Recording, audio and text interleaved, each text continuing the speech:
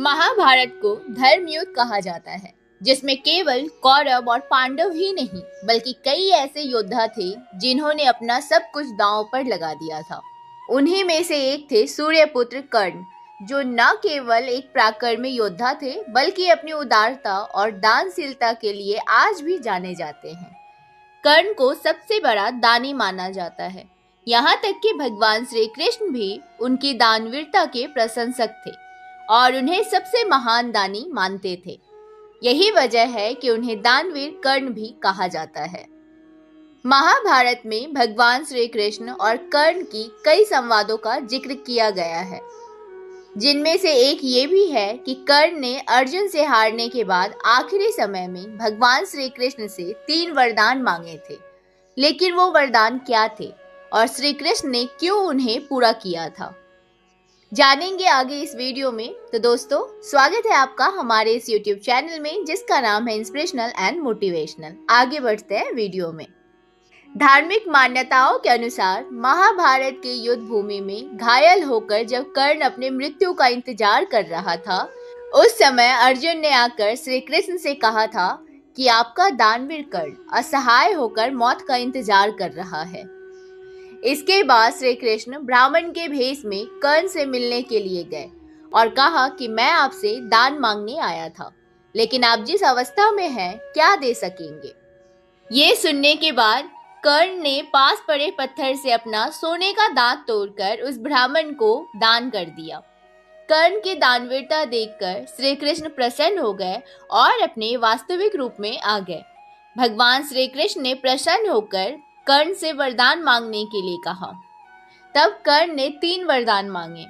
कर्ण ने पहले वरदान में मांगा कि जाति और धर्म के आधार पर होने वाला भेदभाव समाप्त हो जाए। जैसा भेदभाव उनके साथ हुआ वैसा अन्य किसी के साथ न हो।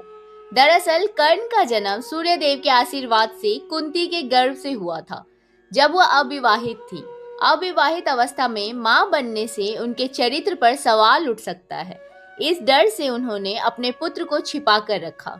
गुप्त पालन पोषण होने की वजह से कर्ण को सूत पुत्र भी कहा गया है, जिसकी वजह से उन्हें भेदभाव का सामना करना पड़ा।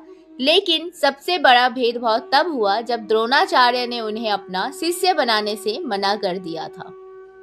सूर्यपुत्र कर्ण ने दूसरे वरदान में मांगा कि जब श्री कृष्ण अगला जन्म ले तो उसी राज्य में ले जहां से कर्ण का नाता रहा है। कर्ण ने तीसरे वरदान में श्री कृष्ण से मांगा था कि उनका अंतिम संस्कार ऐसे स्थान पर किया जाए जहां कभी कोई पाप या अधर्म न हुआ हो। वह स्थान पूरी तरह से शुद्ध और निष्पाप होना चाहिए। साथ ही मेरी अस्थियां ऐसी जगह प्रवाहित की जाए जहां किसी की अस्थियां नहीं प्रवाहित की गई हो। लेकिन महाभारत के युद्ध के बाद ऐसा कोई भी स्थान नहीं बचा हुआ था जहां कोई पाप या अधर्म न हुआ हो। ऐसी मान्यता है कि कर्ण की मृत्यु के बाद भगवान श्री कृष्ण ने अपने हाथों पर उसका अंतिम संस्कार किया था। साथ ही कर्ण प्रयाग पर अस्थियां प्रवाहित की थी। यही वजह है कि आज लोग कर्ण प्रयाग पर पिंडदान और अपनों की अस्थियां प्रवाहित करने के लिए पहुंचते हैं। और इस तरह श्री कृष्ण ने कर्ण के सभी वरदान पूरे किए और कर्ण को मृत्यु के बाद वैकुंठ धाम प्राप्त हुआ।